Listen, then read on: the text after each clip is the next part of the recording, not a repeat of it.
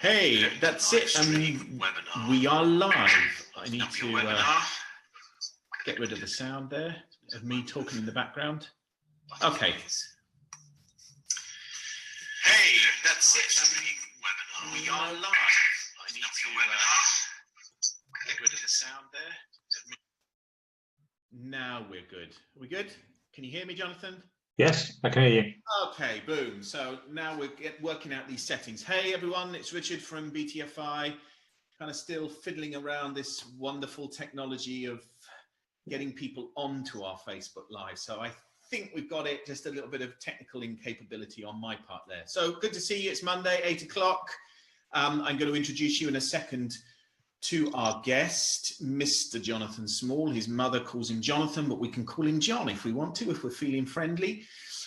So why are we talking? I'm going to tell you why we're talking about GDPR, not even what it is at the moment. Why are we talking about it? So in the BTFI group, a couple of months ago, Kelly put out, would people be interested in hearing and learning about GDPR? And we got a lot of comments, a lot of responses going, yay, I would, yay, I would, yay, I would. So we did a bit of digging around to see if we could find a GDPR kind of ninja warrior that was in our circle. And we found Jonathan Small, who is here. He's going to tell you a bit more about himself in just a moment. He's kind of in the whole software data space. That's actually as much as I know. So hopefully that's right. But is in his Y consulting business, a GDPR master. So yeah, so that came up in the BTFI group. If you're not in the BTFI group, we're going to pop the link in the comments below. So come and join us. It's a group of action takers, movers, shakers, thought leaders. Come and get some tough love, some support, some challenge, some knowledge. So I'm going to let Jonathan speak in just a moment. And I know that some of you will be going, GDPR isn't that sexy. So tonight, our mission is to make GDPR sexy. I've got no idea how we're going to do that. Jonathan might have to unbutton his shirt just by one. I've got my glasses there, which is kind of pulling it down a bit. I don't know how we make it sexy, guys. And then I guess the reality for us is, as business owners, is that it isn't all the sexy stuff. We got to do the things that are on purpose and in alignment, and where we're, kind of following true north and doing the whizzy, exciting stuff. And we have to be, as a business, responsible too. And I think, from what I know, GDPR is a bit about responsibility. So, guys, I'm on your side tonight, right? Because, frankly, I haven't got the faintest idea what this is. And at the moment, in my head, this is a should know, right? This is I should know about GDPR, and right now I don't.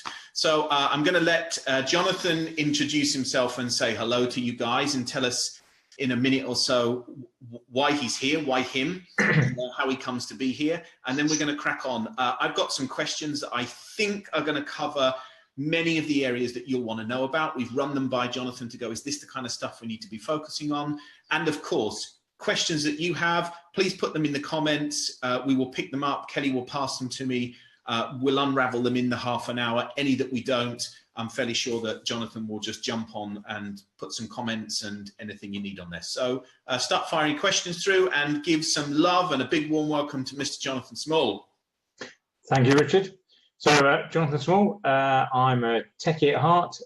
Grew up with fiddling with computers and electronics and blowing things up and playing with things. Did a degree in software engineering, so I've written stuff, I've put stuff together. I used to administer big servers, all sorts of stuff. Recently, I've specialized in information risk management, data protection, and vendor risk management. So I've gone around the globe reviewing little companies from 5 people big up to global multinationals that you'll have heard of, Oracle and all those sort of big boys. It's incredible when you go into any organization, the difference that you'll see on how they interpret risk. And it's great to go in there and help them. I describe myself as a 5-stripe person.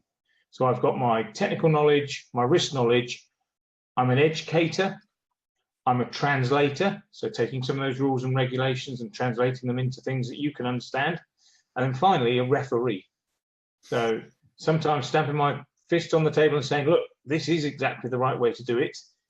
if you don't want to follow that way, it's your choice, but you're running a risk. So that's me. I've recently left a big American bank and starting off on my own doing risk consultancy, particularly around SMEs and third sector.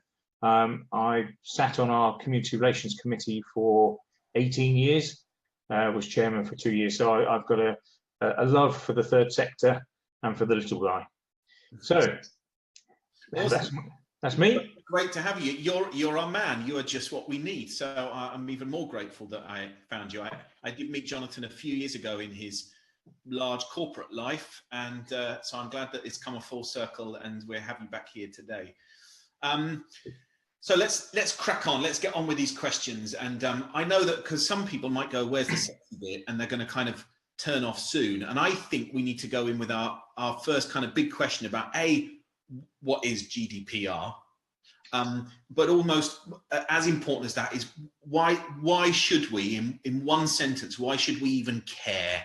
Right? I said to you earlier, if I had my way, I'd probably go, oh, I don't know, someone will tell me when it's important enough. I'll get a really strong email or letter, but actually tell us what it is and tell us why we need to care enough to take some action.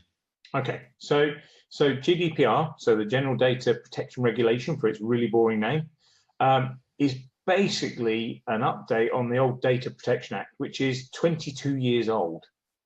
Imagine the internet and data 22 years ago. Less than 1% of people had internet. There was no Facebook, there was no big data, there was no data breaches, all that sort of stuff. So really life has changed and the regulation needed to move on. The key concept is that it's moved responsibility or ownership of data from the companies back to you. So you own your data and you can decide what happens to it a lot more than you ever could. Under this regulation, you get a whole new set of rights and there's a whole new expectation around companies to actually play fair and look after your data. The key word is accountable these days. So before, if there was a data breach, it would have been up to me to prove that that company had leaked the data. Under GDPR, it will be up to the company to prove they didn't leak the data because all their controls are in place properly. So it's a flip, and we gain back control of our data. I was going to say, so actually for me as a small business owner, this is, although there might be a bit of a kind of ball ache and effort to do some things that I need to do, but actually this is good for me, right? Oh, yes. Yes. Okay. And just tell me in a sentence, if I were to do nothing with this, because some people are going to go, oh, I might just turn off and go and watch something on Netflix now.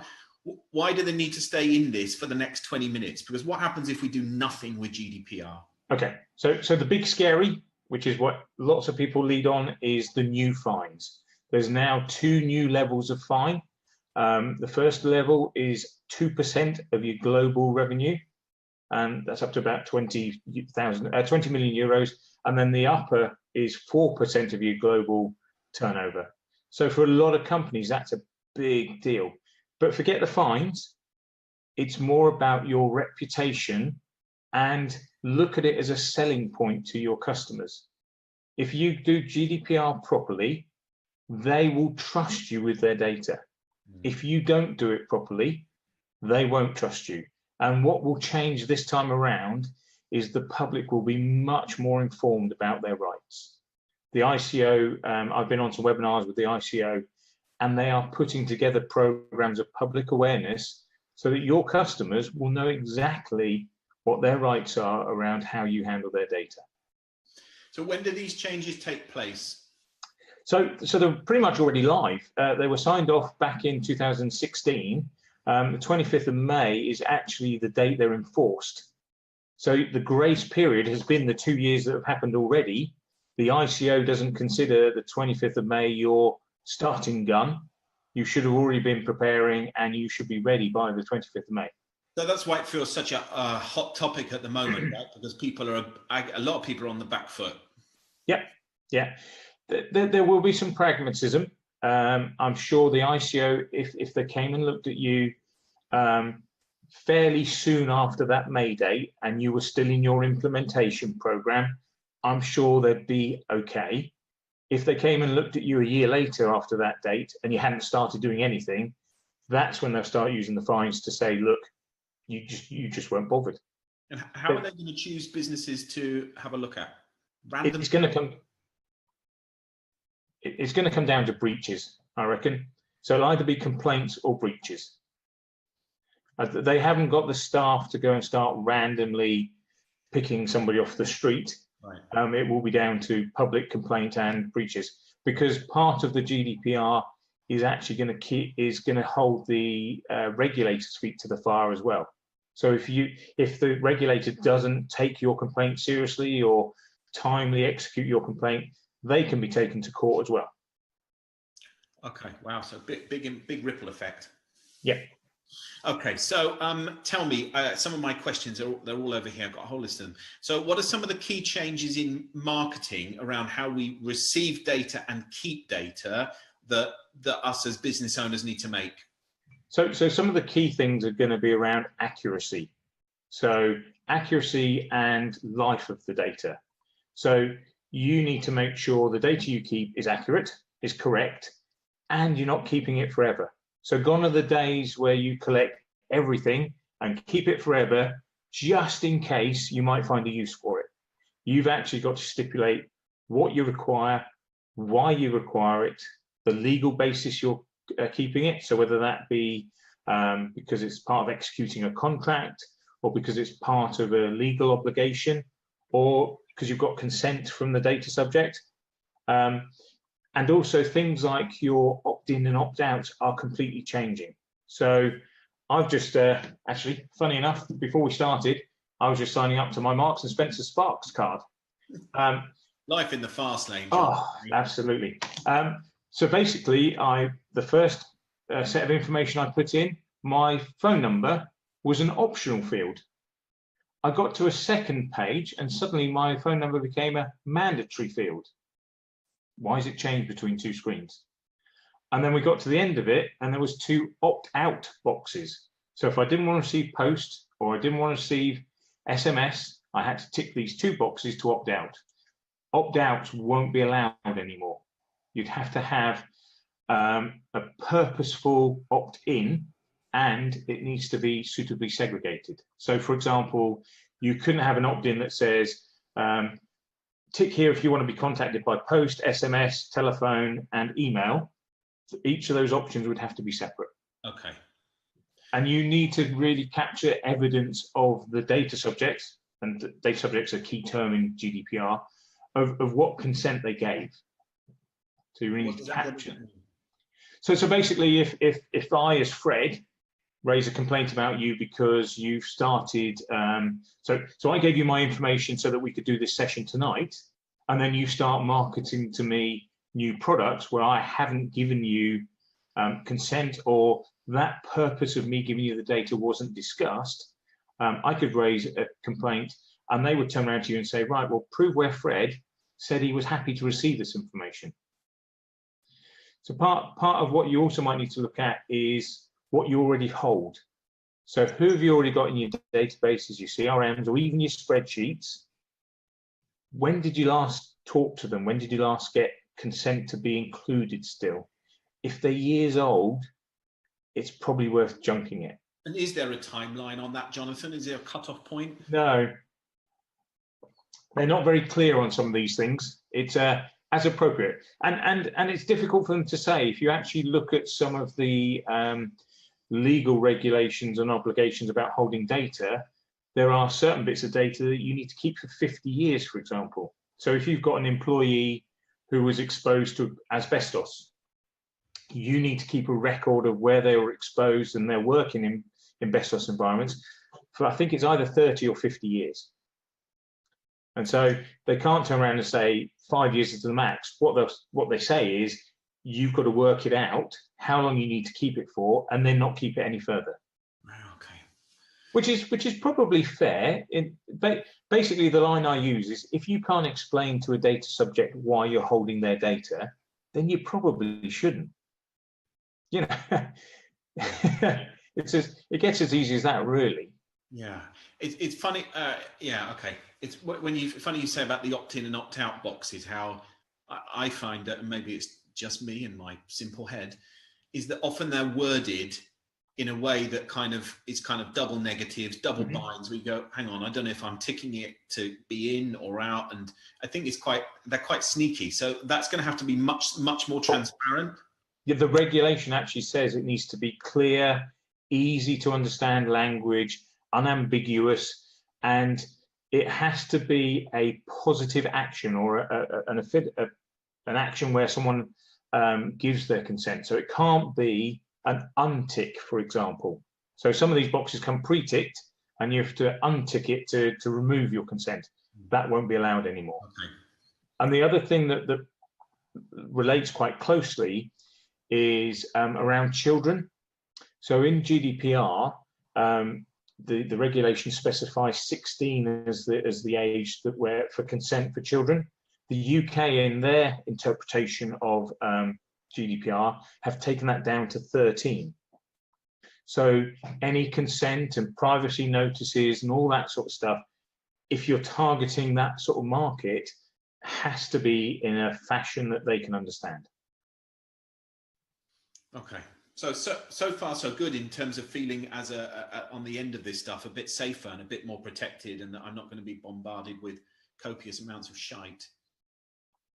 Yeah, you'll have much more right to be able to get rid of that. So one of the rights that you'll have is the right to be forgotten.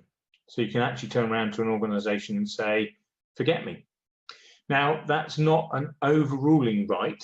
So if there's a right, or if there's an obligation on the firm to keep your information, to say, I don't know, say you bought a car and they started sending you marketing information. You could ask them to stop processing your information for the sake of marketing, and that'd be fine. You couldn't really ask to be forgotten because they've got tax rules where they need to keep about the transaction. There might be a warranty on the car, stuff like that. So if I always think if someone comes to you and says, hey, I want to be forgotten, or they put in what's called a subject access request, and we'll get to those in a minute, there's an opportunity for you to actually talk to that customer and say, hey, what's triggered this? Is there something I can do to recover that situation? They're usually peed off about something. Whilst I think of it, because I know I won't capture this otherwise, when you said a moment ago about the way in which we need to be transparent about what we're taking data for. So I know that in the circles I play in lots of events, people will often they'll run competitions. So, we'll offer a whatever if you put your business card in a hat. And then obviously that data gets kept, and then I'm fairly sure, because I know I've been on the receiving end, I put my card in and I get, again, copious amounts of crap through. So what will happen with that? We won't be able to do that. We will only be able to reply to the competition, but then if we send anything else, someone could lodge a complaint. Well, so it's the goldfish bowl. So where you put the business card in the goldfish bowl.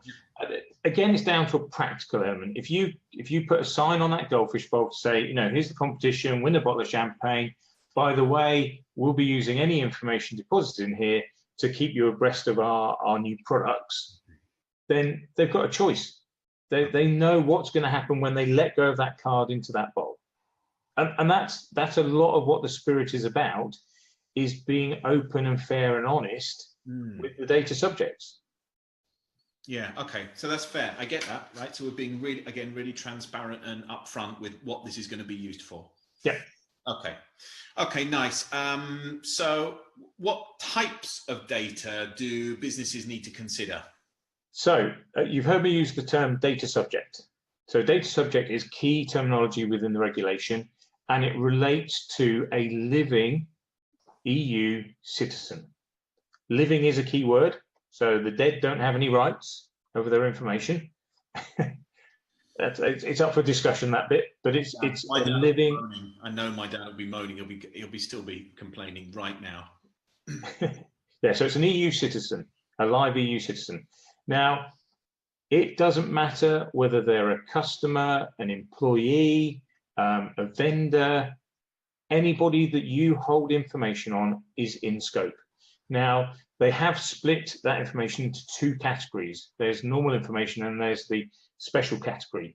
Special category is things like religion, medical information, ethnic background, all those sorts of things. So the things that are really more sensitive, and there's more expectation around how you manage those extra sensitive pieces of information. So things like sexual orientation, all that sort of stuff falls into that special category. So it's sometimes an idea to do what I call a data diet. So if you are collecting those bits of information, you've now got a balance of, is that information giving you enough reward to go through the hassle of having to do all the extra bits of the regulation to have those particular bits of information? It might be, it might not be. Yeah. So data diet is quite a good terminology. So go and have a look at your data. How much data are you keeping? Is it going to give you a tummy upset because it's not accurate? Are you consuming too much data and getting bloated?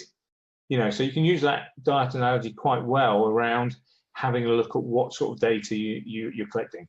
It affects employees as it does customers. So I think every single business that's more than one employee big, and even the one employee big companies, will have contact information for people. So everybody's going to be impacted. That said, it's up to a level. So for you, for example, Richard, I wouldn't expect you to put the same controls in place that I would expect Marks and Spencer's or the National Health Service.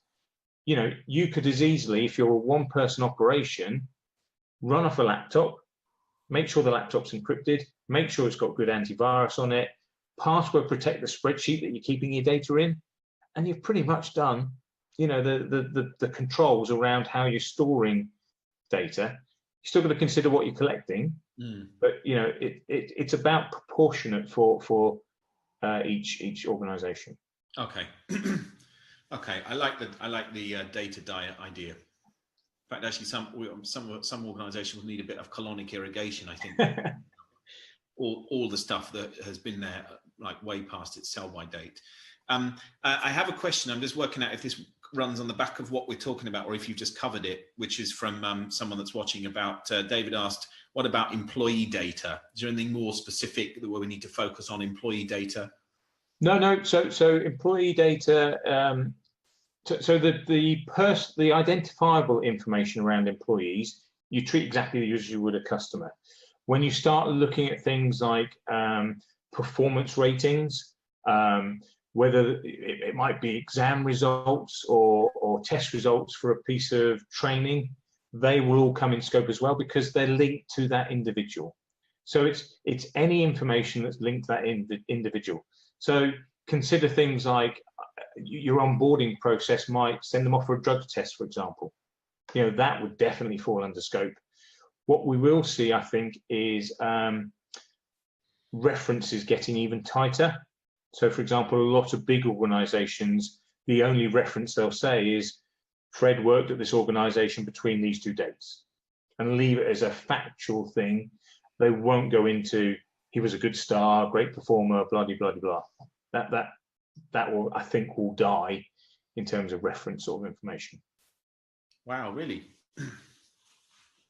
How will organizations get around that in terms of getting insight and input? And so you could go directly to individuals and maybe get a character reference. Companies, I doubt, will want to get themselves exposed, because if you gave a reference for me and it wasn't positive, as soon as it gets to the company that asked for it, it's a piece of information that they've got stored. If I go in with a subject access request, which basically means they've got to give me everything they've got on me, that would include that reference. And then they're opening themselves up to potential all sorts of suing and everything. They are, blimey. Yeah, it's a bit of a rabbit hole, isn't it? It's about being honest and transparent. So again, you know, I talk about subject access requests, but people shouldn't need to get to that point where they think they need to pull out or force a company to give it all its data about you. If the relationship gets to that sort of level, it's already broken. Yeah, of course. Yeah. Okay, folks, if you got questions that we're not covering, we've still got some more questions. If you're not getting what you need, just pile the questions in, please. Right. So next question, what types of people do businesses need to be compliant with about their data? So maybe we've picked up some of this. I know it's not just customers and employees, but we've got suppliers, prospects, partners, or the whole lot. all applies the same. If they're living and breathing and they live in the EU, they're in scope. Okay. Right. And that even includes global companies. So Amazon, for example, if they are targeting EU citizens, then it would be in scope. So sometimes there's a bit of myth around, maybe if I went to Thailand and went and booked into a hotel, that hotel isn't going to have to start becoming GDPR compliant because, they're not specifically targeting EU citizens. I just happen to walk in there and book a room. It's where you are making a business decision to target EU citizens. Right. Okay. Gotcha.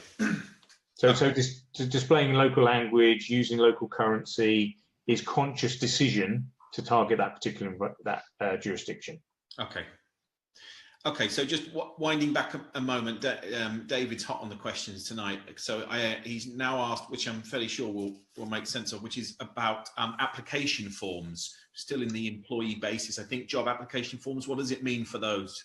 Yeah, they're in scope. So what you need to do is set what I call a data classification policy. So somebody submitting an application form, you've got to look at your business process. So say I went and applied for a McDonald's job.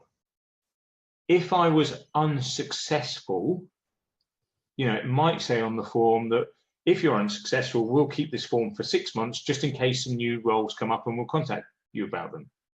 That's clear to me. And I know after 6 months, they should be junking that information. If I go on to be a successful employee, then obviously I'm now starting a contractual relationship with McDonald's. So my relationship with McDonald's changes and the basis for using and keeping my information changes. So it's all about being very clear. A statement on the bottom of the application form will cover you. If you decide to go and do something dodgy, like then taking that application form and start to try and sell them something, then you've broken the trust of what you said you're going to use that information for, and rightly, that's when they can come and get you. Okay. Yeah, although it's a minefield, and you're spending every day, I guess, immersed in this. Actually, at a high level, it's quite simple, isn't it? It's relatively straightforward. Much of the messaging covers all bases. Yeah, it's about doing the right thing, and I think where a lot of it came from is if you look at, for example, the charities that got themselves all into trouble in the last 24 months. They were sharing data and selling data left, right, and centre. So there was that old lady that gave donations to one charity. Her data was then sold on to other charities as being a worthy cause, a worthy prospect, because she donated in the past. You also had them doing profiling. So they would take your name and then profile you against other information sources to put you up the ladder of how wealthy you are, and therefore how much money they could potentially squeeze out of you. Again, really both of those things, now we talk about them, really weren't a good idea. So that stuff will be gone, will be wiped out. The idea is it will be wiped out. So they could still do it as long as they're open about it. Now, one of the new rights is around profiling and automated decisions. So you can stop them profiling, or you can get them to explain and to manually reassess an automated decision. So they're trying to future-proof some of this regulation as well. So a lot of the things about machine learning, big data, AI, all that sort of stuff is now covered in the regulation.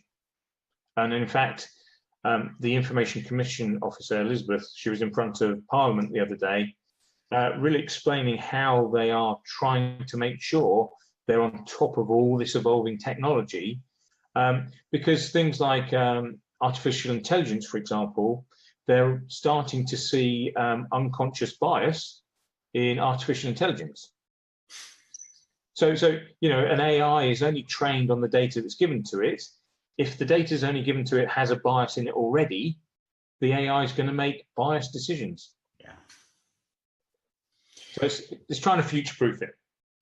So I got another question here, which is about the consequences of not complying. Have we picked that up? Have we covered that off about the investigation potentially will happen, the fines? Yeah, yeah, okay. and trust will break down. The ICO publish every case that they prosecute on their website now, so you can go and see who's been bad. Competitors will start picking up on it. So, you know, don't go and use Fred. Here's where you got to fine for misusing your data. Trust me. Okay, yeah. Okay. And that's where we're trying to make sure people move away from just the fining part and actually look at business relationship and opportunity and reputation. Okay, so look, so I get it now, which is great, thank you. And I go, so what do I need to do now? So if you were to, you know, what are the top 3 things that, for me, for other people that are watching that have a business, what are the top 3 things they need to go and do right now? So the first thing to do is go and have a look at the ICO website. The ICO have been very, very good at their advice, their education, and their materials. There's one slide called the 12 steps to take now, and it's a 12-step process that will take you through GDPR compliance. The second thing is get a handle on your data. Get that data diet in place. Understand what you've got, why you've got it, do you still need it? And then thirdly, look at your privacy notices and your opt-ins, the interaction with the data subjects. Those are the 3 key things I'd tell people to start looking at. Obviously, I'm here. I can come and help. So what I tend to do now is, look, I could sit down and take you through every one of those 12 steps of the ICO. Most of you are clever enough to go and read it, and then just come and talk to me when you get stuck. That's the easiest way. So we will put the link in for, maybe we'll put the link in for the ICO, and certainly that document, because we talked about that earlier. I think the data diet is a great idea that we need to kind of crack on with, and obviously opt-ins and the clarity around that and the transparency around that. The privacy statement on your website, especially if you're building a website now, future-proof it for GDPR. Okay. That's my phone going off. Sorry about that, folks. It won't be anything important. I'll get a look from the other side of the room from someone that goes, "You left your phone on." It's all good. It's all good. So we talked about the kind of basics for moving it forward. If people want to get hold of you and find out where you can come in and help them more, where can they do that? Where can they track you down? White Consultants. That's me. I'm on LinkedIn. I've got a page on Facebook. Just drop me an email. You'll notice my privacy statement says I will only use this email to contact you, and if I don't get in contact with you after 3 attempts, I'm deleting it because you're obviously ignoring me. Okay. Simple as that. All right, great. Have we got any other questions, Kelly, that are coming through that we need to know? So we're good on questions. I'm fairly sure that people will have questions after this as a live, and once this is out, if you're watching this and it's not a live, please feel free to pop your questions in the comment box. I won't pick them up because I'm not the right person to answer them. And I'm fairly sure that Jonathan will just tag Jonathan, and Jonathan will give you a response. If you're not a member of the BTFI group, come and join the BTFI group. Just Google Beyond the Fuck It or Facebook Beyond the Fuck It and you'll find us. And we'll put some links to Y Consultants as well, and some of your stuff, Jonathan. So perfect. Thank you very much. Because actually, I think you, I was going to say you, I'm not going to say we, you have made GDPR sexy. I'm fairly sure this must be the first Facebook Live to make GDPR sexy. It's going to go viral. I'm fairly sure. So I really appreciate that. I really get it. And actually I've been really seduced by it for half an hour, because in advance was a bit, really going to do GDPR? And I do get the whole bit that we need to be responsible and take care. And I probably wasn't interested because I didn't know what it was. So thank you for making it simple and easy and accessible, and I get it, and I've got some first steps to go and do. Good. My pleasure. You're a star. I appreciate it very much, Jonathan. And we'll be in touch. We'll see you again, folks. Thanks for tuning in. Again, pop any more questions in that you've got, and we will see the rest of you at 8 o'clock next Monday. Thanks, Jonathan. See you. Good night, everyone.